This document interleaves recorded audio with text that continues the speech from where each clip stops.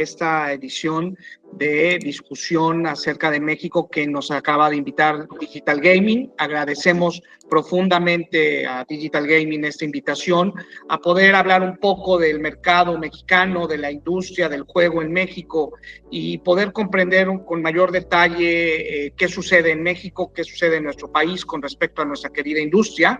En este caso en particular estaremos analizando dos puntos fundamentales para poder entender el mercado mexicano. Uno es básicamente el marco legal, cuál es el andamiaje legal que regula al mercado mexicano, y el segundo punto, cuál es el marco fiscal que también regula a nuestra industria. Puntos muy interesantes para todos aquellos actores que desean ingresar al mercado mexicano, un mercado sumamente atractivo.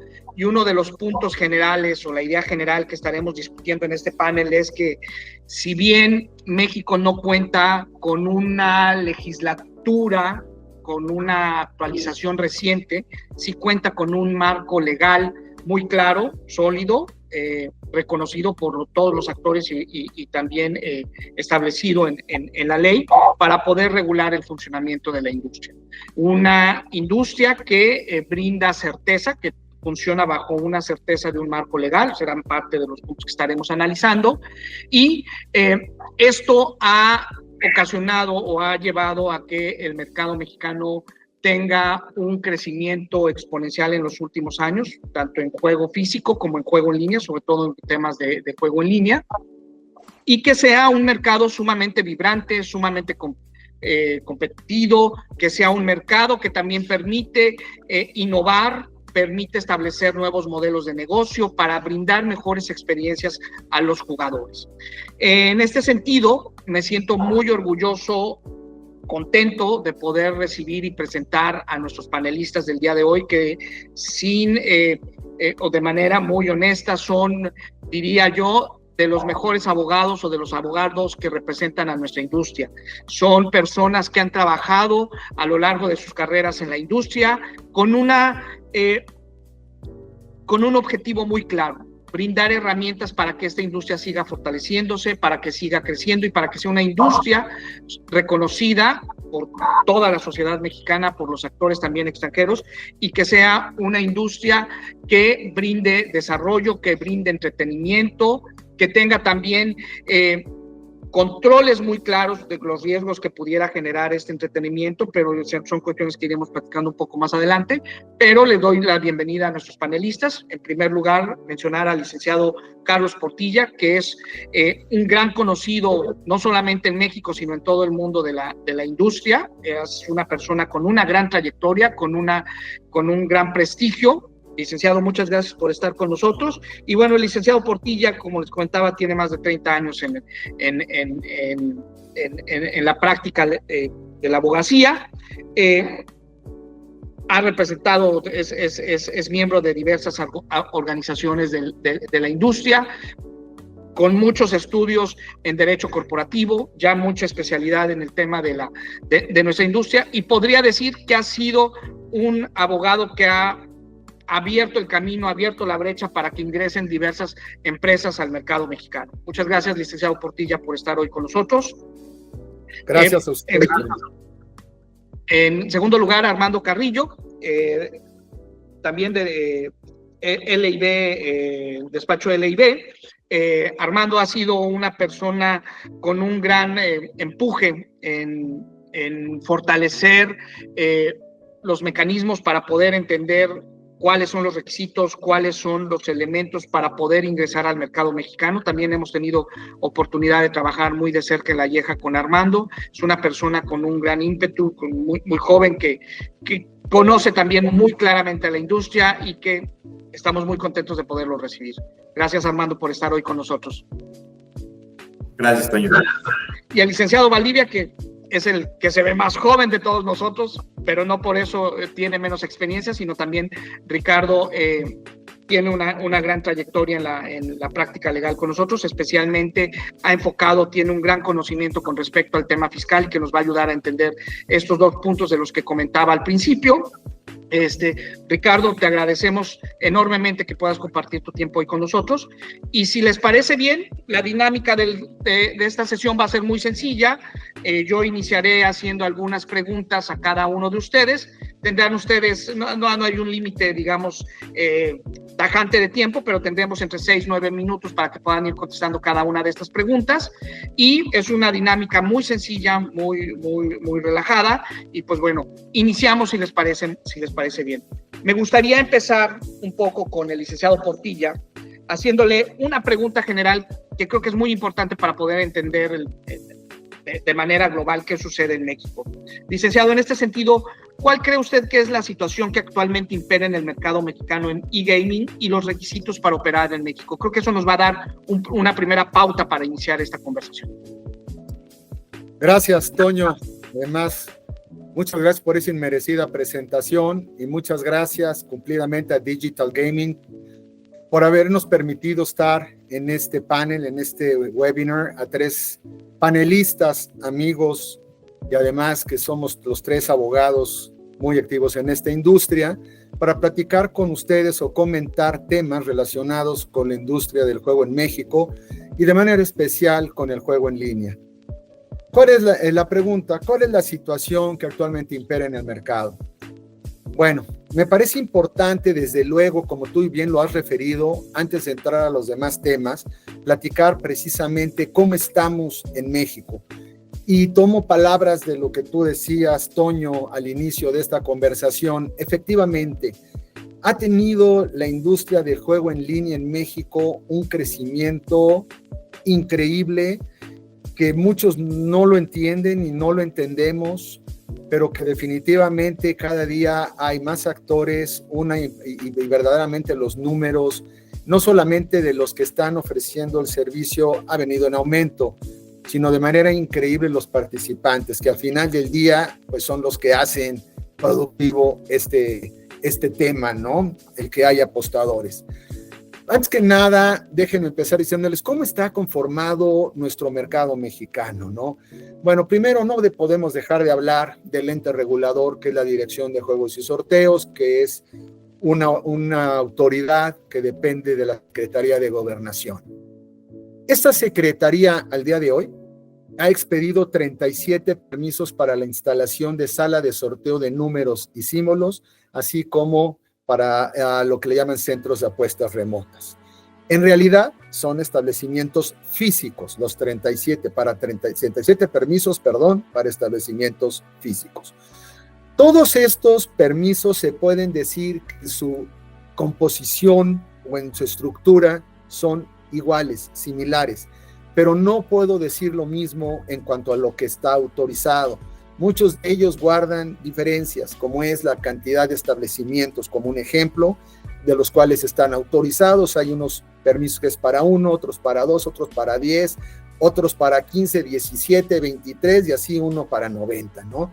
Verán ustedes que hay una diferenciación entre todos los permisos. Quiero también desde este momento dejar claro, y ahorita lo explico, no hay permisos directos, exclusivos, para el solo propósito de juego en línea. Es importante que lo tengan en mente, es importante mencionarlo desde este inicio. Por lo tanto, aquellos operadores, empresas que quieran unirse a esta industria, que quieran operar en esta industria, es necesario que se acerquen a un permisionario de los cuales están autorizados y celebrar algún vínculo, algún documento jurídico que les permita actuar con ellos. Puede ser una prestación de servicios, puede ser una operadora, ya después hablaremos de eso porque ahorita en México hay un tema con las operadoras, pero bueno, quiero decir, se necesita un instrumento jurídico para operar con ellos. Pero otra vez, regresando a los 37, estos tienen la capacidad para poder abrir 883 establecimientos, de los cuales hoy les puedo decir con seguridad que hay 420 operando y 463 que podrían ser instalados. ¿Cuántos permisos se han otorgado a estos 37 permisionarios para el operador, para la operación de juego en línea? 71 portales. Son 71, se dicen muchos. Yo puedo mencionar y puedo decir con seguridad que no todos están activos. Yo creo que una gran mayoría de ellos no están activos, están en construcción. La diferencia está en que de pronto a un permisionario le dan 30 autorizaciones y a otro le dan una, ¿no? Y esto hace un poquito a que muchas personas que creían que esta industria es fácil hayan pedido autorización o se hayan sumado. No es fácil cuando no se tiene una experiencia, no es fácil cuando no se tienen los softwares adecuados, y eso lo entendieron, que no nada más era subirse a la red y iban a cobrar. Lo entendieron muy tarde, pero bueno, eso es lo que hay hoy autorizado. ¿Por qué lo que decía Toño es muy importante del mercado mexicano y por qué ha tomado relevancia? ¿Y por qué se sabe que Brasil y México creo que van a ser los grandes mercados y no podemos olvidarnos también de Colombia? Creo que tenemos un antes y un después de esta industria, un antes de la pandemia y un después de la pandemia. ¿Qué sucede con la pandemia? Que muchos jugadores, muchos usuarios que no estaban acostumbrados a usar un juego en línea, lo empezaron a adoptar, les gustó y se han quedado. Hoy, sin lugar a dudas, por eso crecen más los visitantes, los participantes al juego en línea que a los establecimientos físicos. Nada más les voy a dar algunos datos que creo que pueden ser interesantes para entender por qué crece. De entrada puedo decir que hay 93 millones de personas en México que tienen acceso al Internet. El 70% de las personas que tienen un teléfono móvil en México es inteligente. Esto significa que estos teléfonos inteligentes o móviles les dan una nueva oportunidad para un entretenimiento diferente en muchas redes, entre otras en este tema del juego en línea.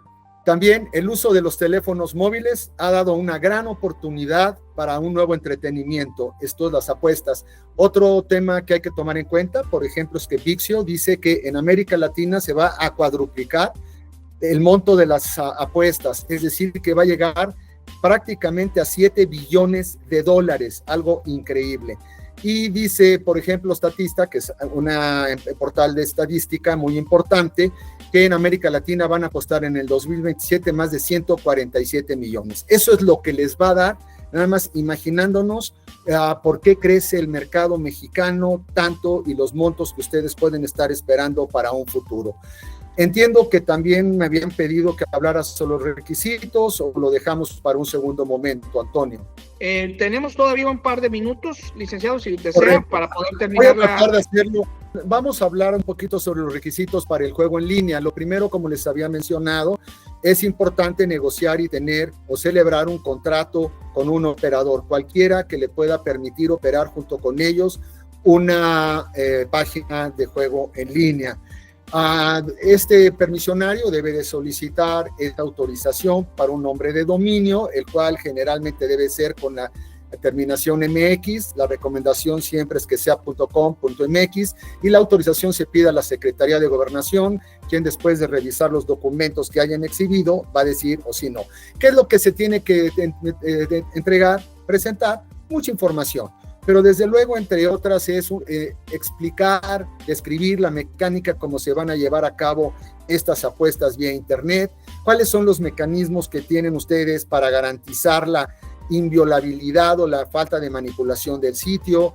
Tienen que tener autorizadas las reglas, tienen que tener autorizadas la publicidad y promociones que quieran hacer, tiene que haber mensajes positivos para el juego responsable, mensajes o procedimientos para evitar la participación del menor de edad, etcétera, ¿no? Bueno, esto es prácticamente, yo podría extenderme un poquito más en requisitos, que desde luego, insisto, hay muchos más, como es aquellos que se refieren a la cuestión fiscal, que se refieren a las cuentas bancarias, a cuestiones corporativas, dependiendo cómo quieran operar, pero bueno, me tomaría muchos minutos más y entiendo que mi tiempo es un poco limitado.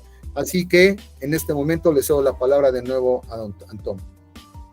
Licenciado Portilla, le agradecemos. Creo que esto nos da una idea general de primera instancia de cómo poder ingresar al mercado mexicano, cuáles son las reglas generales del mercado para poder ingresar. Y en este sentido, bueno, digamos, tenemos claro este marco legal, pero siempre hay un tema que es de preocupación cuando actores, tanto nacionales como extranjeros, desean ingresar al mercado, desean entender el funcionamiento de un mercado, y este tiene que ver con algo de lo que no nos salvamos nadie, que es el tema de los impuestos.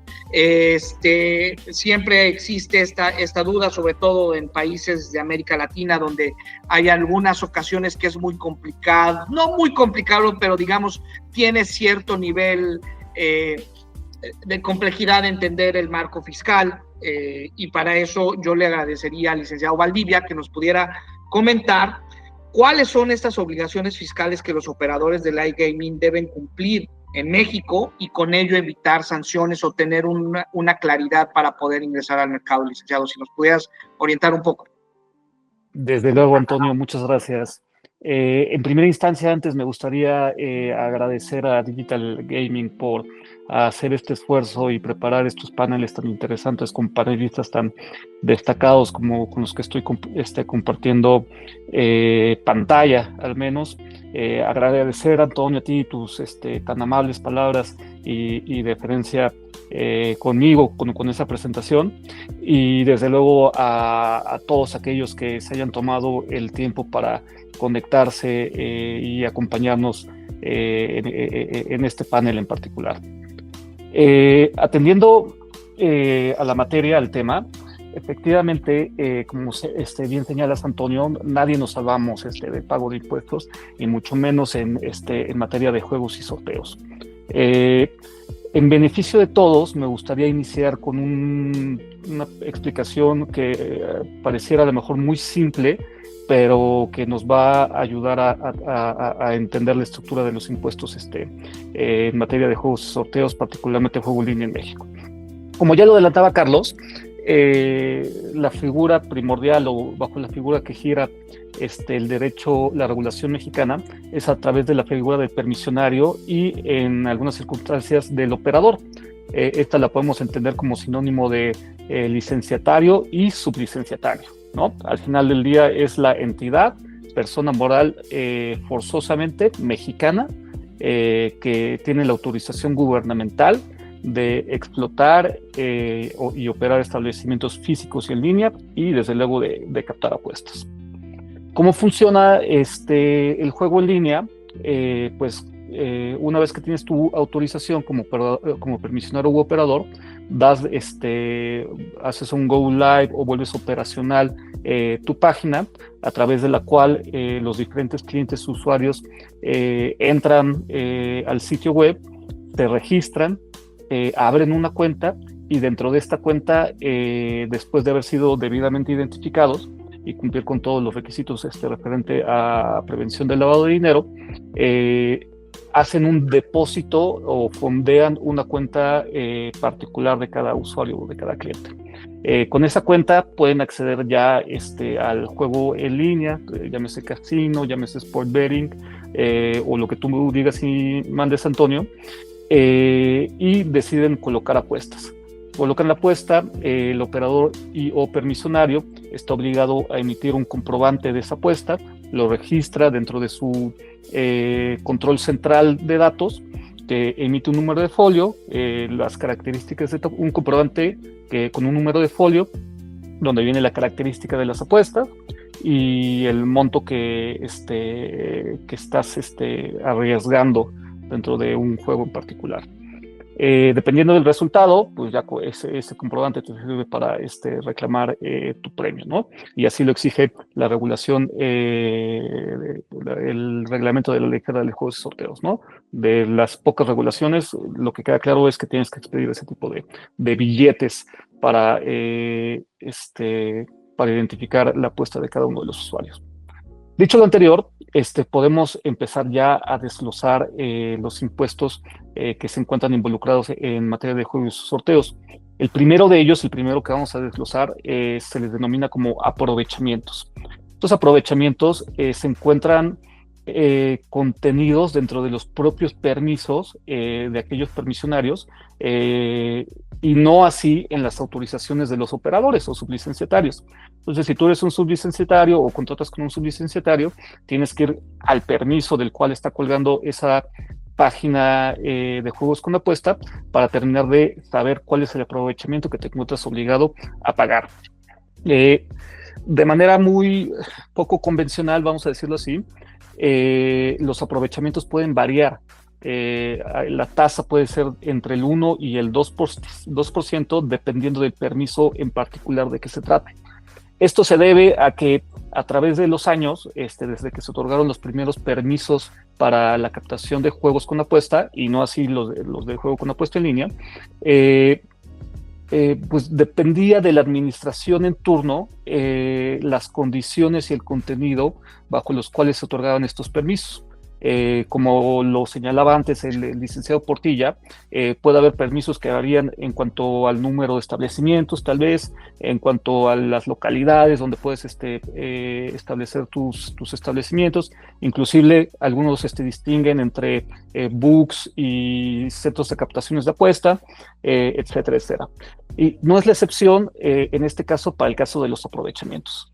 Entonces, este es un impuesto que se paga respecto de la base de todas las apuestas recibidas. Se paga el porcentaje que le corresponda al permiso bajo el cual estás operando, ¿no? Entonces ahí tenemos el primer impuesto, tratándose de juegos y sorteos, incluido el juego en línea. Es decir, no es exclusivo de juego en línea como todos los demás, sino que también es para el juego con apuesta en establecimientos físicos. Y desde este momento ya empezamos a vislumbrar pues que esta diferenciación de tasas únicamente por el tipo de permiso que tienes, pues la poca certeza o la poca homogeneidad que pudiera existir en el tema de juegos y sorteos, particularmente juego en línea, dígase impuestos.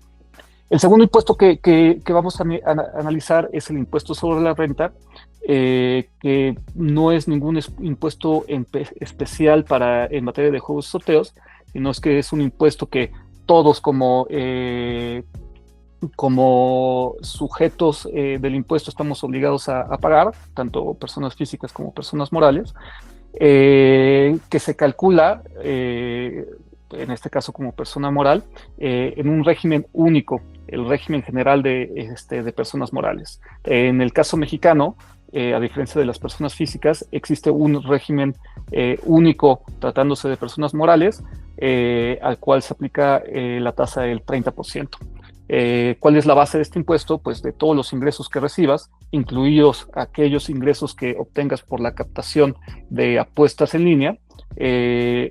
Vas a determinar tu ingreso, quitas las deducciones, quitas la participación de los trabajadores, etcétera, etcétera, y sobre el resultado final vas a pagar el 30% por concepto de impuesto sobre la renta.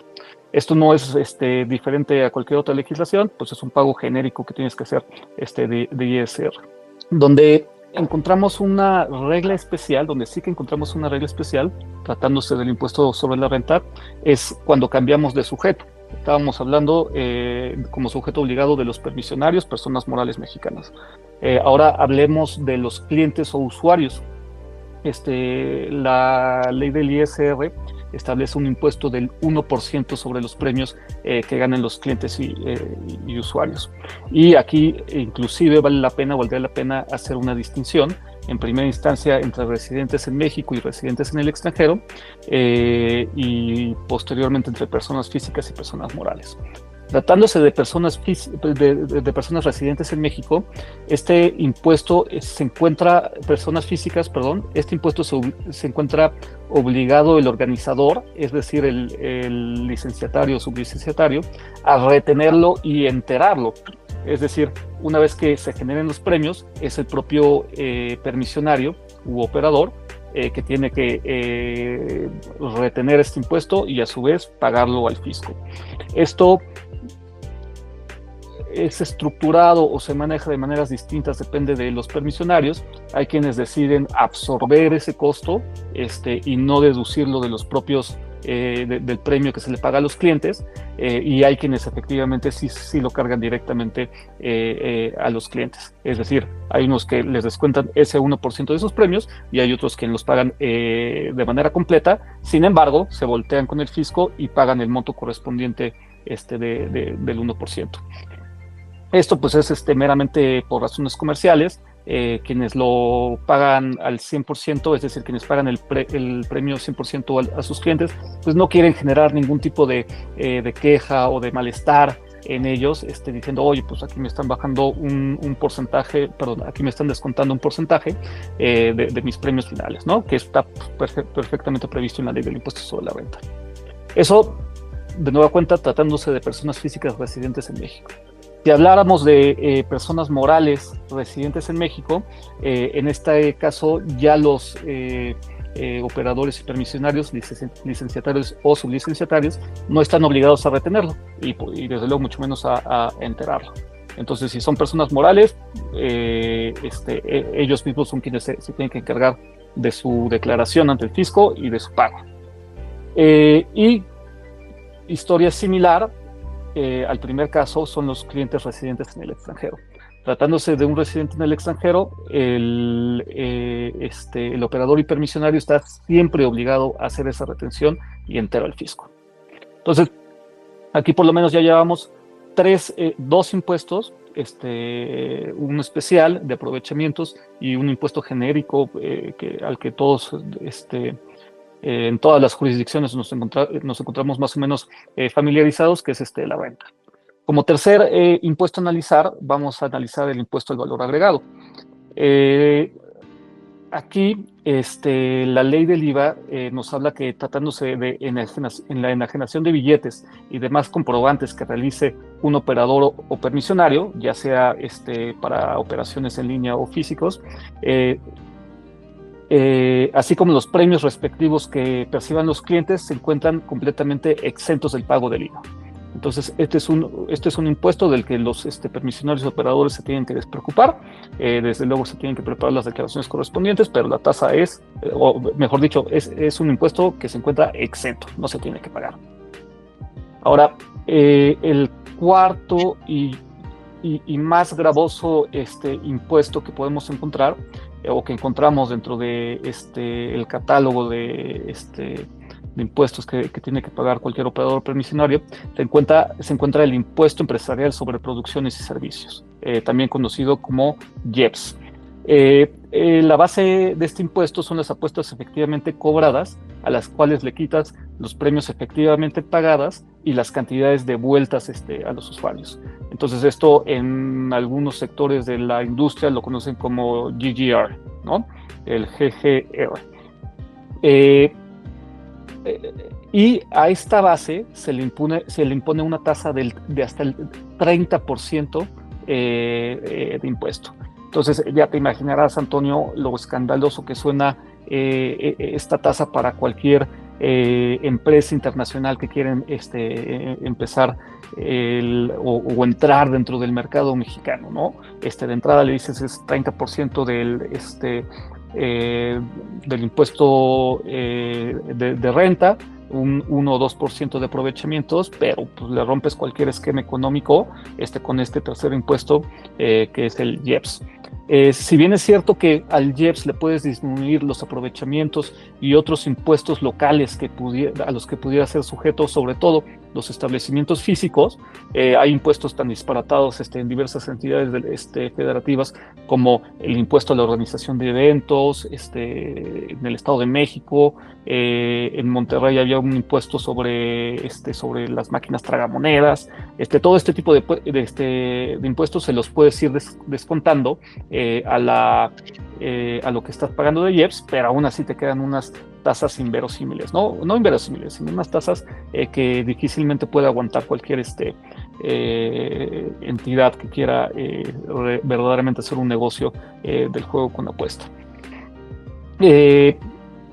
Esto, y a lo mejor lo podemos llevar, lo podemos platicar con mayor extensión conforme continuemos con este panel, ha llevado a ciertas prácticas a los permisionarios operadores que son más arriesgadas en cuanto a donde asumen mucho mayor riesgo en cuanto a sus operaciones del día a día.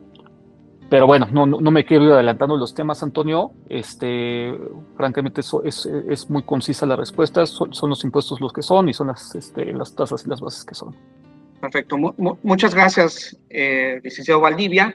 Y bueno, continuando un poco con este análisis, ya entendemos o pudimos entender el tema de la composición del marco legal, de la composición fiscal, pero siempre hay un tema que es interesante en el sentido de cuál es la seguridad, cuál es la certeza que brinda el marco legal al propio jugador, que es un factor importante. Es decir, hablamos ya de los operadores, pero creo que un factor también importante para entender el mercado mexicano es cuál es la certeza que tiene el jugador. Y la verdad es que Armando Carrillo es un abogado con mucha experiencia, que también su experiencia se basa en la operación diaria, y eso es algo muy importante, la operación diaria del casino, tanto físico como de juego en línea. Y en este sentido, Armando, me gustaría preguntarte ¿qué regulaciones existen en México para garantizar que las plataformas de e-gaming operen de manera justa y segura para los jugadores? Si nos pudieras comentar un poco, por favor.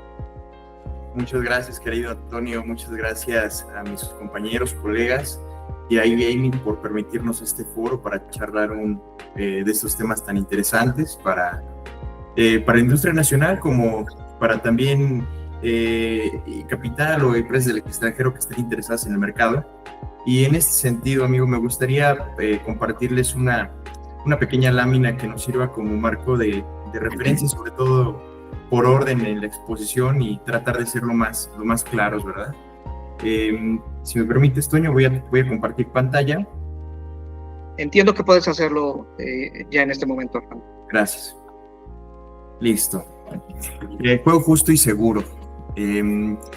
La pregunta se plantea cuáles son las garantías, las seguridades que se pueden dar a los jugadores en cuanto a su participación como usuarios de las plataformas de juego o bien en casinos físicos, pero centrémonos en las plataformas de juego.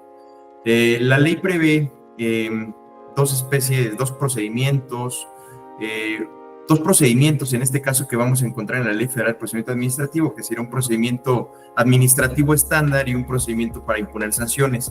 Pero este procedimiento se va a activar cuando, en su caso, el permisionario sea el que incurra en algún incumplimiento a algún término o condición de las promociones, o bien incurra en una infracción ya sea en contra de los jugadores o en contra de la propia propaganda o autorizaciones que le han sido expedidas por la autoridad, en este caso inclusive a los términos y condiciones del permiso. Pensando en que tenemos una plataforma de juego que tiene permitidas ciertas actividades, como pudiera ser el casino en cuanto a las mesas o juegos virtuales de mesa, que tenga el sportsbook y que también tenga terminales, y que en estas actividades lleve a cabo ciertas promociones que sean autorizadas por el regulador, y que en cierto punto exista un conflicto entre el jugador y el organizador. Es en ese momento cuando la ley prevé, el reglamento en este caso, prevé un mecanismo para activar un procedimiento inicial que la ley lo maneja de manera indistinta como procedimiento de reclamación, queja o inconformidad, que lo encontramos a lo largo del propio reglamento. Pero antes, si gustan, comencemos con qué nos dice el reglamento. El reglamento nos dice, por principio de cuentas, que no se podrá realizar publicidad y propaganda de las actividades relacionadas con juego sin el permiso previo para realizarlos. Esta disposición ha presentado cierto debate en la industria porque aquí la interrogante hacia la autoridad o el regulador es: ¿se requiere un permiso para la publicidad o estamos haciendo alusión al permiso de las actividades per se, es decir, al juego en línea o al book o a las terminales o a qué nos estamos refiriendo? ¿Requerimos un permiso específicamente para publicidad y propaganda? La respuesta que se ha presentado por parte de algunos operadores de despachos u opiniones legales ha sido que no. Estamos ante esa disposición, que es ese artículo 9, se refiere a que no podemos difundir una actividad o hacer publicidad y propaganda de alguna actividad para la que no tengamos permiso, sea el casino, veámoslo como el bingo, para el juego en línea o para la página inclusive, ¿no? Inclusive la página de internet, si no está autorizada, no tendría por qué yo incluso estar llevando a cabo publicidad y propaganda de la misma, ¿no? Ya si lo interpretamos no de una manera tan estricta. Después de esto, la ley nos ya resuelta ese punto. Lo que nos dice la regulación es que no se podrán promover explícitamente las apuestas autorizadas. Esto también presenta una gran interrogante, ¿no? ¿A qué nos referimos con explícitamente las apuestas autorizadas? Bueno, pues como es tan ambiguo, tan vago y tan amplio, pudiéramos aquí nosotros resolverlo, que no podemos nosotros en la publicidad que presentemos en nuestra página de internet, no podemos plantear o presentar una imagen que haga alusión a quizá una persona apostando explícitamente, cuando hablamos de que sea expreso y quizá que cualquier persona lo pueda entender, ¿verdad? ¿Esto para qué? Para también tutelar derechos de menores. Después nos señala la ley que deberá consignar el número del permiso, tema que no tiene dificultad, pero también nos señala que deberá incluir mensajes que indiquen que los juegos están prohibidos para menores de edad. Es ahí donde nosotros hablamos de que se protegen los derechos, el derecho a la salud, el derecho al sano desarrollo de los menores de edad y del bienestar de la persona, ¿verdad? Y deberá de incluir mensajes que inviten al juego responsable, con el principal propósito de entretenimiento, diversión y esparcimiento. Otro de los mecanismos que encontramos en la ley, en el reglamento, es que establece que los juegos con apuesta deberán efectuarse en moneda nacional. Es decir, si bien podemos realizar un cobro en dólares o en otra divisa, eso no implica que la apuesta como tal esté registrada en nuestros sistemas en dólares. ¿Por qué? Porque si no, entonces estaremos incurriendo en una prohibición. Los permisionarios también, otra medida de protección para el juego seguro y justo, sobre todo justo, es que los permisionarios no podrán otorgar crédito, ya sea de manera directa o directa, a los apostadores o participantes. Y esto, bueno, claramente tiene una connotación de protección, a evitar la ludopatía, a procurar la salud de la persona, el bienestar en el patrimonio, puesto que si pensáramos en que nosotros pudiéramos otorgarle cierto apalancamiento al jugador, pues estaríamos propiciando inclusive o fomentando el juego ludópata. Ahora bien, entramos ahora sí a los procedimientos que nos marca o que nos pudiera prever el reglamento. el reglamento nos prevé el procedimiento de reclamación, queja e inconformidad, que lo emplea de manera indistinta, son equiparables entre sí, y nos habla en qué supuesto. Más adelante vamos a decir los cuáles son. El usuario, cuando el usuario o usuaria considere que es ganador de un premio o apuesta y no lo reciba. Tenemos el supuesto cuando el jugador se considera ganador, ya sea en el book o en las apuestas deportivas, en este caso llevémoslo al terreno de juego en línea, que aplicaría en ese sentido, o bien a las terminales, o incluso al juego de mesa, que está previsto entre algunas de las excepciones por parte del regulador, como un sorteo de números. Nos prevé 2 plazos. Por ejemplo, en el caso de las apuestas deportivas, nos dice la ley, el reglamento, que tendrá el jugador 60 días hábiles para presentar esa reclamación. También es importante puntualizar que en el caso de esos 60 días no encontramos una previsión que puntualmente señale que tendrá un plazo o tendrá el derecho a ejercer esa acción en el plazo de 60 días. Sin embargo, cuando nosotros analizamos la norma, que en este caso será el artículo 88 del reglamento de juegos sorteos, sí nos puntualiza que los tickets o los boletos, que en este caso aplicará lo mismo para el folio o el comprobante que le permita al jugador de una plataforma acreditar su participación y que es ganador. En ese caso nos establece el artículo 89 que se deberán resguardar esos boletos por un plazo de 90 días y el artículo 80 señala que esos comprobantes, folios ganadores o que comprueben que pudiera ser ganador tendrán una vigencia o podrán ser cobrados durante 60 días hábiles. Esto nos lleva a pensar o a entender que en ese sentido la acción para reclamar o inconformarse por aducirse ganadores tendrá una vigencia de 60 días. Y después, para el caso de que así lo prevé expresamente el artículo 88, en cuanto señala, los comprobantes ganadores tendrán una vigencia de 60 días hábiles para ser cobrados después de realizado el evento. De ahí la interpretación que nos lleva a que son 60 días para que el jugador ejerza ese derecho o esa acción. Después ya tendremos en el caso de los sorteos, ya sea en las terminales virtuales o que sea el juego de cartas de manera virtual. Lo mismo nos prevé un plazo, en este caso señala que el jugador tendrá un plazo de 20 días para reclamar el premio en caso de que se considere ganador a partir de la realización del evento. Y esto está previsto igual en el artículo 100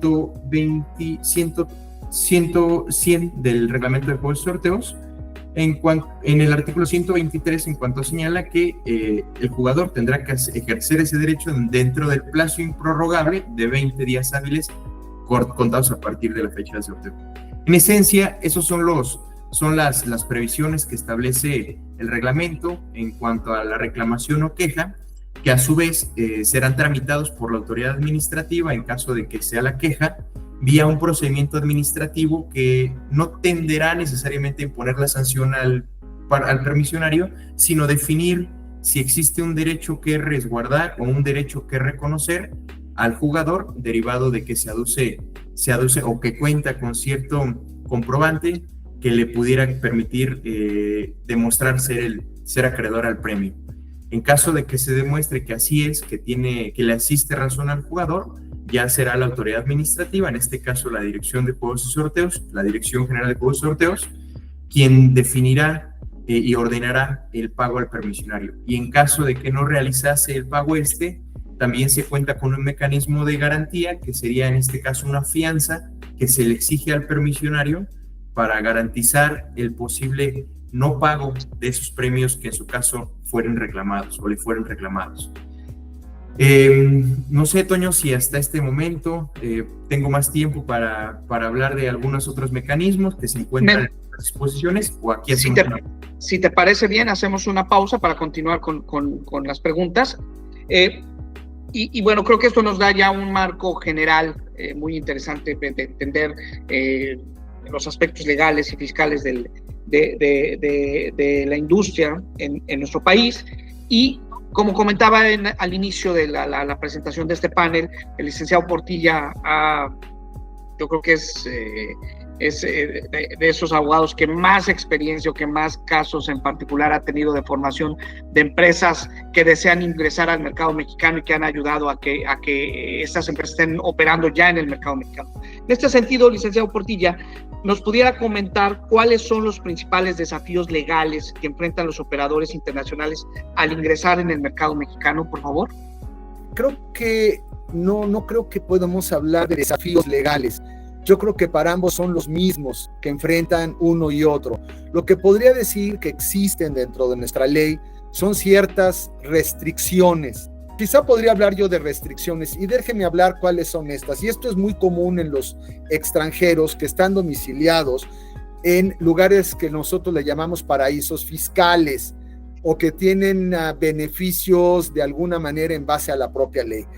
¿Qué establece nuestro artículo 29 en su fracción novena?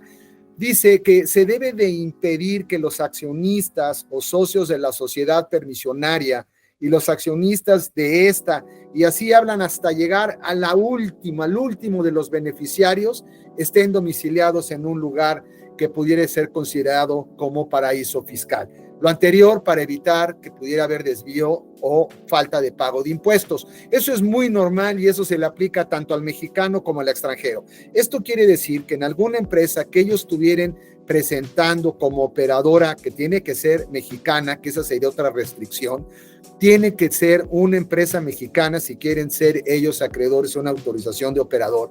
Y en esta empresa mexicana puede ser 100% capital extranjero. Ese no es un tema, pero los accionistas, hasta el último beneficiario, necesariamente tienen que no estar radicados en un país que fuera de paraíso fiscal. Y para esto tienen que exhibir toda la documentación que les solicita el artículo 29 para poder comprobar que es así. Creo que esto sería realmente lo único que yo podría decir como que son desafíos o que pudieran ser restricciones que pudiera tener uno y otro. No encuentro que pudiera haber una nada más porque es extranjero, que no pudieran ser cuestiones de cuestionamientos que pudiera dar la propia autoridad o requisitos como es traducciones que vayan presentadas de cada documento que presentaran ellos, etcétera. Pero fuera de eso, yo no encuentro ningún desafío. Creo que ellos pueden llegar a México, pueden operar en México sin problema. Perfecto, muchas gracias, licenciado. Hemos estado, platicando o enfocándonos al tema de cómo ingresar al mercado mexicano, sobre todo en tema de juego en línea. En este sentido, Ricardo, te pediríamos que nos pudieras ayudar a entender cómo afectan los impuestos específicos sobre el juego en línea en la rentabilidad de los operadores del e-gaming en México. Si nos pudieras ayudar a entender este punto, por favor. Desde luego, Antonio, con mucho gusto. Hablábamos del impuesto empresarial sobre producción y servicios y de la tasa que parece tan desmedida, que nos parece tan desmedida que aplica no solo al juego en línea, sino a los establecimientos físicos. Como comentábamos, para determinar su base, la propia ley del IEPS establece que se determina mediante el cálculo de las apuestas efectivamente realizadas. A ese monto se le restan los premios efectivamente pagados y las cantidades devueltas a los participantes. Entonces, de esta definición, desde luego, dentro del marco legal aplicable, siempre dentro del marco legal aplicable, muchos permisionarios y operadores toman esta definición a rajatabla y aprovechan para otorgar muchos bonos no redimibles, les llaman a los jugadores.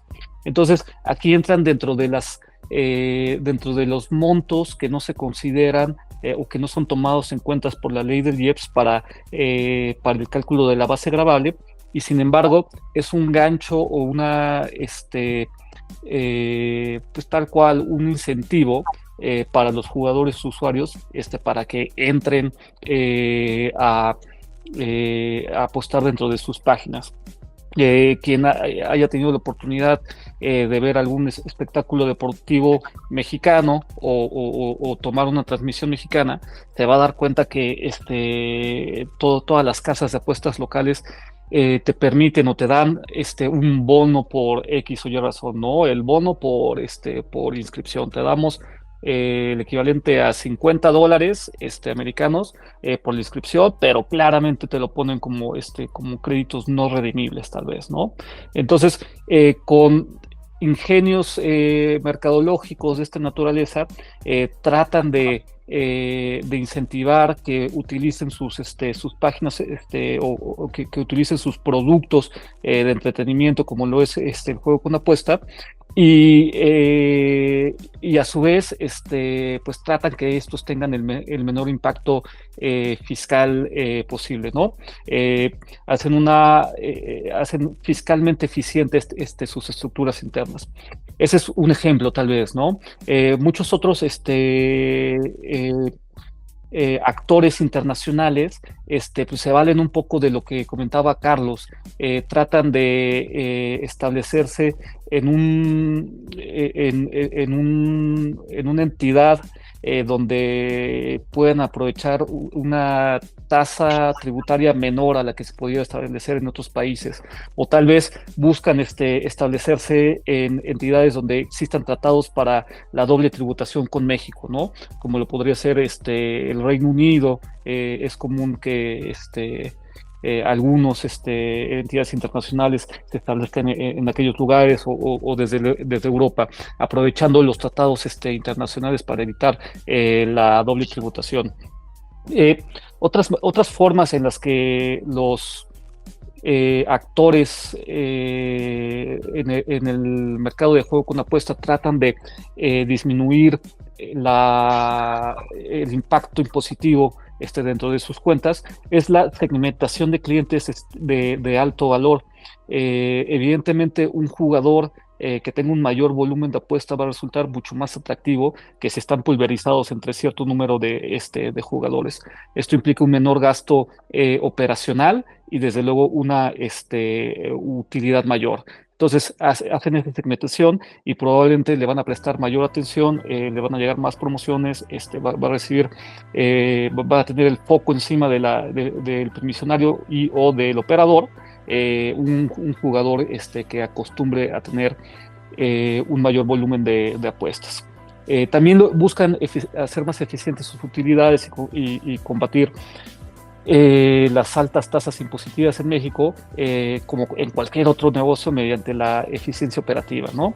Se trata de reducir costos. A lo mejor en algunos casos que hemos tenido la oportunidad de ayudar estableciendo sus centros de atención a clientes en legislaciones donde probablemente sea menos costoso contratar a personal que te pueda atender directamente, o inclusive prescindiendo de ellos en su totalidad mediante la automatización por medio de inteligencia artificial de la atención a todos sus clientes.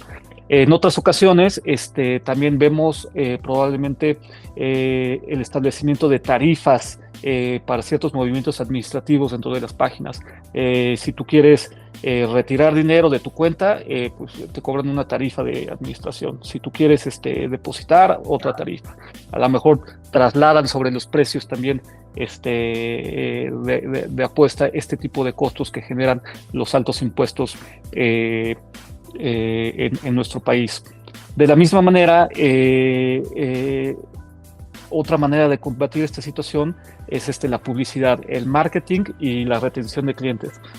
Si han tenido la oportunidad, no recuerdo qué espectáculo deportivo revisé últimamente a través de una cadena televisiva muy popular en México. Cada 5 minutos te bombardean con el marketing de una página diferente en la misma cadena televisiva, a pesar de que esa cadena televisiva tiene su propia permisionaria, de diferentes casas de apuesta. Esto para hacer masivo la entrada de de jugadores dentro de tu página y así combatir las altas tasas impositivas que se encuentran dentro de nuestro país.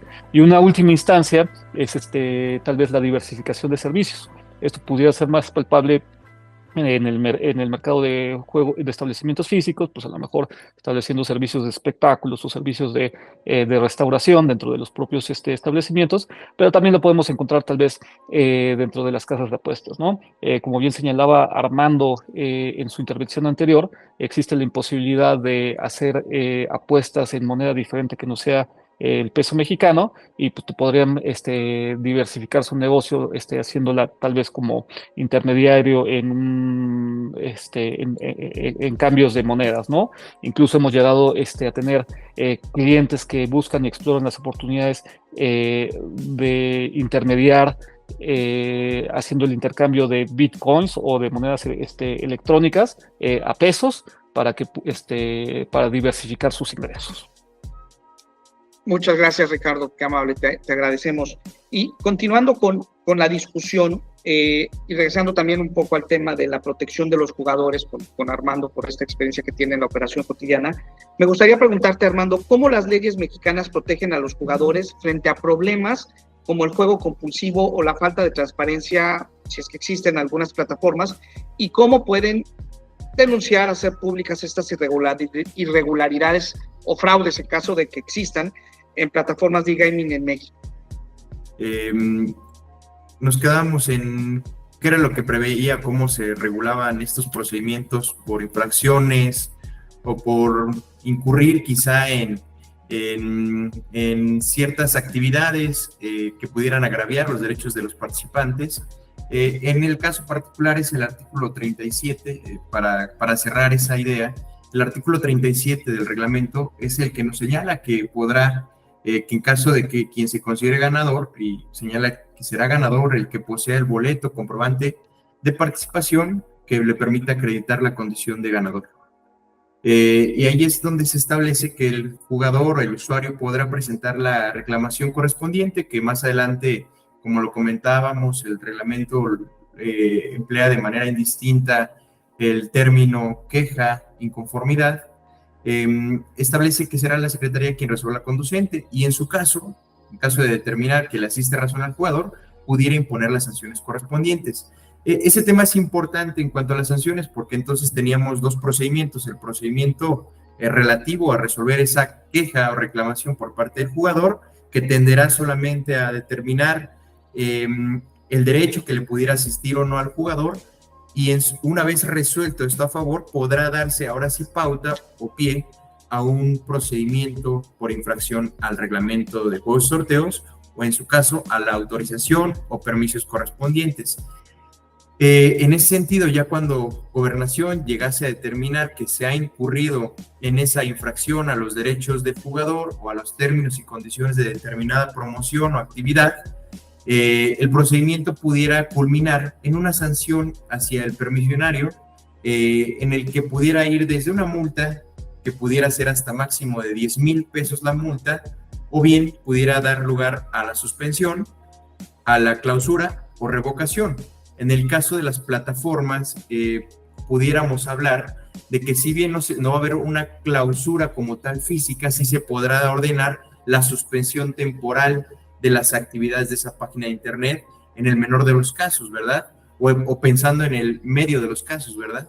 Porque el peor de los casos pudiera dar lugar o dar pie a la revocación del permiso o autorización respectiva. Esto es así porque la ley el reglamento de la materia es tan amplio que establece que cualquier infracción a la ley o reglamento o al permiso pudiera dar lugar a la revocación del permiso que pudiera ser no tan fuerte al permiso, sino las autorizaciones ya sea de la página o del operador. También es importante mencionar que con motivo de la reforma al reglamento publicada en el Diario Oficial de la Federación el día 16 de noviembre del año pasado, el 2023, se estableció un plazo también distinto en cuanto a la solicitud de autorización de actividades promocionales o especiales que se pretendan realizar, ya sea en el centro de apuestas remotas, pero pensémoslo o llevémoslo al terreno de la página de internet. ¿Y por qué digo al terreno de la página de internet? Porque en el título en particular del centro de apuestas remotas, que pudiéramos verlo como el Sportsbook o el libro foráneo, es en donde se encuentra contemplada la posibilidad de los permisionarios de captar apuestas vía internet, telefónica o electrónica, además de que en ese título del libro de apuestas, del libro de apuestas foráneas, se prevé también cuáles serían, en su caso, los requisitos mínimos que tendrían que cumplirse en el caso de las apuestas vía internet, señalando que se tendrá que identificar plenamente al jugador, tendrá que haber registro de cuál fue el método de pago, así como la hora de la transacción y forma en la que se realizó la transacción, entre otros supuestos, igual como garantías en cuanto a la infraestructura tecnológica, que si bien no lo detalla, sí trata de darnos ciertas nociones o ideas de que lo que se busca es que haya auditabilidad de la información para en caso de una eventual reclamación. Pero bueno, hablando entonces de esto, es que también con motivo de esa reforma se previó que el plazo para solicitar autorización de esas actividades promocionales o eventos especiales se solicitase con 30 días de anticipación, en cuyo caso la autoridad tendrá, conforme a la ley general, que en este caso sería la Ley Federal de Procedimiento Administrativo, será la que tendrá hasta 3 meses para resolver, que en el caso tendría que ser en el plazo de 30 días, atendiendo a lo vigente o a lo sumario que pudiera ser un procedimiento para pedir la autorización de una promoción. Pero bueno, eso sería en el terreno de lo práctico o de lo ideal. Y además, Toño, siguiendo con el tema de la presentación, hay algunos otros mecanismos como pudieran ser para proteger la salud del consumidor. Está en la Procuraduría Federal del Consumidor, en cuyos principios o dentro de cuyos principios que prevé la ley que regula la Ley Federal de Protección al Consumidor, señala que serán principios básicos la educación y divulgación sobre el consumo adecuado de los productos y servicios. Entendamos que nosotros estamos ante un servicio. La protección contra la publicidad engañosa, abusiva, métodos comerciales coercitivos y desleales, así como prácticas y cláusulas abusivas o impuestas en el abastecimiento de productos y servicios. Entendámoslo, cualquier práctica que pudiera tender al engaño, error o abuso contra nuestros clientes, usuarios o participantes, pudiera dar también lugar o pie a un procedimiento ante la Procuraduría Federal del Consumidor, que también regula un procedimiento o dos procedimientos que pudieran interesarnos en este caso, que es el de queja, en cuyo caso el particular acude ante esa instancia, plantea la queja de que hubo un servicio que se le ofreció. Pensémoslo en el caso de se le ofreció al jugador participar en cierta apuesta o obtener cierto beneficio de realizar cierto depósito o cualquier otro mecanismo promocional o actividad promocional que se les pueda ocurrir y que no se cumpla o que pudiera ser engañoso o pueda inducir al error al jugador. El jugador tendrá, una vez que ocurrió o aconteció el pago y en su caso el derecho a poder reclamar lo que él esperaba que iba a obtener, podrá también tener derecho a ese procedimiento. ¿Esto por qué? Porque no existe tampoco una limitante o exclusión de la protección al consumidor y la ley de juegos. Al final del día estamos ante un servicio. Y también esta ley nos prevé ciertas multas, solo que en el caso de las multas de protección al consumidor, y ahora sí, por infracción a la ley, ya no contra el jugador, sino por haber infringido la ley por publicidad engañosa, sí tendremos multas un poco más interesantes, que pudieran rondar los 2 millones de pesos, dependiendo la gravedad de la infracción y el daño causado también. Serán pautas que se tendrán en cuenta. Si gustas, Toño, hasta este momento aquí lo dejamos. Perfecto, te agradecemos enormemente, Armando, tu comentario. Y continuando con la discusión, me gustaría una última pregunta al licenciado Portilla, preguntarle, con el crecimiento del iGaming en México, ¿qué áreas de las regulaciones actuales necesitan ser revisadas en caso de que sea necesario o ser reforzadas para garantizar un mercado más seguro y competitivo, licenciado Portilla? Es una muy buena pregunta y definitivamente necesitamos irnos a los antecedentes del reglamento. Tenemos una ley federal de juegos y sorteos. Esta ley fue publicada en 1947 esta ley solamente, aun cuando tiene 19 artículos, es todo lo que consta la Ley Federal de Juegos y Sorteos, solamente 3 de sus artículos se refieren del juego de azar o sorteo. Por lo que de manera alguna, y nada más quiero hacer un antecedente, por ejemplo, dice que los juegos de azar están prohibidos para que veamos los errores que comete. Dice, los juegos de azar están prohibidos, solo podrá permitirse, hace un cuadro que más se refiere a destreza y sin embargo pone como segundo permitidos los sorteos. Ahí está un error, ¿no? Porque los sorteos es azar, sortear y sortear un número, sortear un símbolo es suerte. Esto lo digo para que veamos cómo empezamos con un problema con esta ley que necesitó muchas interpretaciones y en ese camino, a través de las cortes, se pudo establecer que sí se debía de permitir el poner máquinas de sorteo de números, lo que hoy le llaman las famosas slot machines o máquinas tragamonedas. Bueno, no fue otra razón por la cual tiene que surgir nuestro reglamento en 2004, que para hacer legal lo que en ese momento ya estaba siendo imparable, infrenable y hacerlo legal, es decir, lo ilegal. Este reglamento de la Ley Federal y sorteos, sin lugar a dudas, vino a poner en orden un real crecimiento de la industria, regulando la forma, los términos, las condiciones, el otorgamiento de permisos, así como las facultades de la autoridad, las sanciones por incumplimiento. En mi opinión, este reglamento hizo un trabajo excelente para el 2004. Todavía en el 2013 intentaron hacer una reforma más, muy buena. Con esto blindan y despejan cualquier duda respecto a la posibilidad y legalidad de las modalidades de los sorteos. Esto es, permitir el uso de máquinas sorteadoras de números y símbolos, también conocidas en otros ámbitos como máquinas tragamonedas. Esta ley, la propia Constitución, este reglamento, por una demanda de inconstitucionalidad que presentó un parlamentario, incluso fue declarada su constitucionalidad, es decir, la Corte dijo, esta ley está bien, no tiene ningún tema.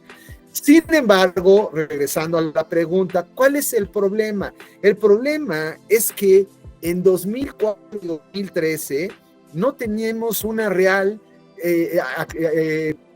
podríamos decir, una realidad histórica legislativa. No llega, no nos ayuda. ¿Qué se necesita? Contestando a la pregunta que me están formulando, definitivamente necesitamos hacer un capítulo especializado que se refiera al juego en línea, donde vengan reglas claras respecto a todos los nombres de dominio, reglas claras para los requisitos, reglas claras en cuanto a los alcances, los extremos y todo ello que ha traído dudas a lo largo del tema, de la historia. Quiero hacer otra acotación. Tenemos muchos vacíos en la ley. Por ejemplo, nuestro reglamento anterior habla de autorizaciones de agencias que le han llamado puntos de venta. Esto es, que los establecimientos puedan captar apuestas, por ejemplo, deportivas, en un restaurante, en un bar. Y han dado autorizaciones en ese sentido. Sin embargo, de cada una de las administraciones que vienen y van, tienen su propia política, su propia interpretación para otorgar permisos o para permitir la actividad. Esto ha creado muchos problemas en la industria, muchas injusticias. Por eso yo creo que realmente se necesita, ante los constantes cambios de los funcionarios en la industria, que a la postre, en los últimos 6 años sabemos que hubo 4 cambios nada más de funcionarios, que aprendan, que entiendan la ley. Es por eso que yo sí creo que debe de haber un nuevo reglamento, insisto, si no nuevo, por lo menos amplíen ese capítulo que se necesita sobre juego en línea. Otro de los puntos que creo que hay que trabajar rápidamente por el tiempo que yo sé que tiene, algo que creo que sí se debe de ver como algo, una tarea para todos, es combatir al juego ilegal. Hay un cálculo, yo no puedo decir que sea real, pero esto a través de todo lo que son las plataformas que se hacen los estudios, establecen que el 40% de las apuestas que se hacen en México van a sitios ilegales, es decir, del 100, el 40. Esto es un problema, porque no solamente no llegan a las legales, las que tienen autorización por parte de la Secretaría, sino no pagan impuestos, no generan empleos, etcétera. Por eso creo que sí, en nuestra ley debe de haber un real combate al juego ilegal, sí debe de haber métodos para que se puedan clausurar, cerrar todas aquellas plataformas o bloquear extranjeras o nacionales que estén llevando a cabo juego ilegal sin autorización. Esos son los que yo te diría que creo que nuestra ley grita porque se pueda innovar o se pueda ampliar o se pueda reformar. Los demás reformas que han tratado de hacer me parecen inútiles, me parecen, yo no es el momento de comentarlas, pero me parecen inútiles y fuera de lugar. Gracias. Licenciado Portilla, muchas gracias. Ricardo, para finalizar, me gustaría preguntarte, desde un punto de vista fiscal, que igual de la misma manera, ¿qué desafíos y oportunidades ves en el futuro de la industria del e-gaming en México? Te pediríamos 1 minuto para poder dar respuesta a esta pregunta. Claro, Antonio, trataremos de ser lo más veloces posibles. Creo que Carlos ha dado en un par de puntos primordiales de las áreas de oportunidad que existe en el sector. Si bien es cierto, como bien dijiste en tu introducción, sí existe cierta certeza en el marco jurídico, mucha de ella viene de la autorregulación, particularmente para el tema de juego en línea. Hay a lo mejor 3, 4 artículos, si le echamos ganas, en la regulación de la Ley Federal de Juegos y Sorteos que hable particularmente del juego en línea. Entonces, la falta de regulación real, que yo creo que nuestros contrapartes peruanas se irían al suelo de escuchar esto solamente, también regulado que se encuentra ya todo lo que es en materia de juegos y sorteos, pues efectivamente tiene o precisamente tiene el efecto de que cada cambio de administración, y no cada cambio de administración, cada cambio de funcionarios, no tenemos tenemos que esperar a ver cuál es la interpretación de este funcionario en particular, de la poca regulación que existe. Si bien es cierto, se van haciendo precedentes con las autorizaciones que se van otorgando, esa es una gran área de oportunidad, como bien señala Carlos, ¿no? Hay una falta de regulación específica, la cual se puede, teniéndola, pues va a incentivar muchísimo más la inversión en este sector. Para darnos una idea general de lo poco, de la poca esperanza o de la poca atención que le presta la autoridad a este sector desde el punto de vista impositivo, podemos ver la Ley Federal de Ingresos para 2024, la cual calcula el legislador que para efectos de aprovechamientos, para el año 2024 se iban a ingresar 1.338 millones de pesos, y para el caso del IEPS, 3.421 millones de pesos. Ya no, Carlos nos puso un antecedente del tamaño del mercado, y desde luego que estas cantidades se pueden ver infinitamente superiores con una buena regulación y con un efectivo combate al juego ilegal o no autorizado en México. Existe un sinnúmero de páginas con las cuales no tienen autorizaciones, que cooptan una parte del mercado, que además de ponerle una piedra en el camino más a quienes sí siguen las reglas, pues pulverizan el mercado y se llevan una parte sin dejar ningún tipo de derrama, como bien señala Carlos, ya sea laboral, ya sea impositiva. Te agradecemos, Ricardo. Muchas gracias por tu comentario. Y el último, para cerrar, Armando, me gustaría preguntarte, ¿qué impacto tendrá la introducción de nuevas tecnologías como la inteligencia artificial o el blockchain en las leyes y normativas del e-gaming en México? Claro, Toño. Mira, pues, tema igual bastante novedoso, el tema de la inteligencia artificial y de las operaciones con activos virtuales o blockchain, que para el caso tenemos igual bases que nos podrían permitir comenzar a delinear lo que eventualmente pudiera ser una mejor regulación. En principio, tendríamos que voltear o ver la ley para regular las instituciones de tecnología financiera, que es aquella ley que surge por la necesidad de comenzar a regular todas esas actividades que estaban llevando a cabo a través de operaciones electrónicas o modelos novedosos también, que nos permitan ir conforme a la tendencia mundial que nos hace movernos más hacia las tecnologías, de tal suerte que esa ley que busca regular los servicios financieros se refiere a aquellas instituciones de tecnología financiera, así como organizaciones que operen y lleven a cabo el funcionamiento o servicios financieros, y para este caso la sujetará a esa regulación. Para esos casos se establece como un órgano que va a estar encargado de la supervisión y vigilancia de estas instituciones de tecnología financiera como de los novedosos a la Comisión Nacional Bancaria y de Valores y al Banco de México, quienes serán las que emitirá, por un lado, la Comisión Nacional Bancaria y de Valores la autorización correspondiente con la autorización o con el visto bueno o la anuencia del Banco de México. Sobre este aspecto tenemos que la regulación sobre la operación con activos virtuales por parte de las instituciones de tecnología financiera e instituciones de crédito, tenemos que las personas morales constituidas conforme a la legislación mercantil distintas a las instituciones de tecnología financiera y a las entidades financieras, como pudieran ser bancos o cualquier otra institución de crédito, y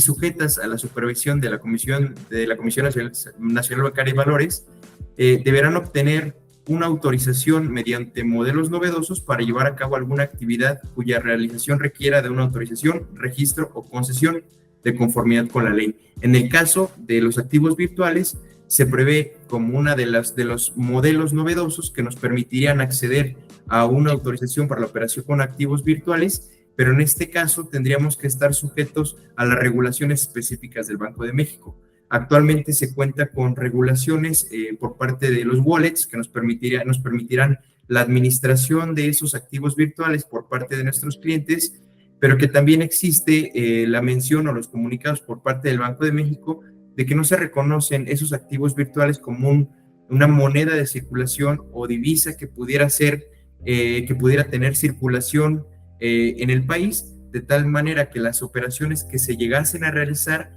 deberán o serán sujetas al acuerdo de voluntades entre las partes, en las que el riesgo lo asumirán cada una de ellas al decidir llevar a cabo esa operación con base en activos virtuales que pudieran ser Bitcoin, Ethereum o cualquier otra moneda virtual de las que pudieran estar en circulación. Sobre este punto destaca que el Banco de México mencionó que las instituciones de tecnología, a pesar de que las instituciones de tecnología financiera, así como las instituciones de crédito, que no estén autorizadas para ofrecer al público en general operaciones con activos virtuales, esto no implica que otras empresas distintas a estas puedan ofrecer servicios relacionados con activos virtuales. A esto lo traigo a cuento porque, como ya lo comentaba también el licenciado Valdivia, tenemos la previsión del artículo 10 del reglamento de juegos y sorteos que prevé que no se podrán realizar las apuestas o no se podrán registrar ninguna participación con una moneda que sea distinta a la nacional, inclusive las divisas, ¿verdad? Pero esto no implicaría necesariamente un impedimento para que pudiera realizarse una operación con alguna moneda virtual, como pudiera ser Bitcoin o cualquier otra de las que existen en circulación, ya que, como bien se señala, esto tendrá que ser de acuerdo a una convención que existe entre las partes, pero que esa convención no va a ser necesariamente con el operador o permisionario. Y si fuera con el operador o permisionario, sería en un momento previo al registro de la apuesta o participación en el sorteo, porque esto a efecto de no incurrir en esa prohibición que nos prevé el reglamento. Es decir, que la operación no se registra en una moneda distinta a la nacional. De manera que ya será riesgo de las partes, en este caso del operador o del tercero con el que contrate el operador, el asumir el riesgo de comprar ese activo virtual o esa moneda virtual a cierto costo y que ese costo sea respetado por el operador para el jugador a su vez. Y a una vez que se realice el pago, el permisionario contra el jugador le va a realizar el pago en moneda nacional de acuerdo también a la cantidad que en su momento se haya apostado o de acuerdo a las cantidades que se hayan apostado o con las que haya participado, y ya lo que suceda después, es decir, el intercambio de la moneda nacional a un activo virtual o a otra divisa, eso ya será una cuestión que estará posterior a la operación o la actividad del juego entre el jugador y el operador. Eso es lo que tenemos hasta este momento. Y en cuanto al tema de inteligencia artificial, eso está muy relacionado también con el tema de protección de datos. En este caso, ya tendrán que emitirse nuevas regulaciones en el caso de cómo pudiéramos emplear la inteligencia artificial, pero a este momento tenemos como una ley que nos puede dar luz en cuanto a la protección de esos datos de los jugadores que van a alimentar esos centros de datos a su vez. Tendremos ya la ley para la protección de datos en posesión de particulares, que igual prevén ciertas garantías para los jugadores. Creo que por mi parte sería eso, Toño. Armando, te agradecemos enormemente. Muchas gracias a nuestros panelistas. La verdad fue una sesión muy interesante que nos da una idea muy clara de manera general de la realidad del mercado mexicano en estos dos temas. Y bueno, agradecer también a Digital Gaming la oportunidad de poder brindarnos este espacio para saludarlos, para poder platicar un poco del mercado mexicano. Y les agradezco. Yo creo que aquellas personas que están viéndonos el día de hoy, tanto Armando como Ricardo como el licenciado Portilla, siempre estarán dispuestos a poder resolver cualquier duda de manera directa. Ofrecemos también La Yeja como un canal de comunicación con ellos para poderlos contactar, y damos las gracias, agradecemos su presencia y nos vemos en el próximo panel.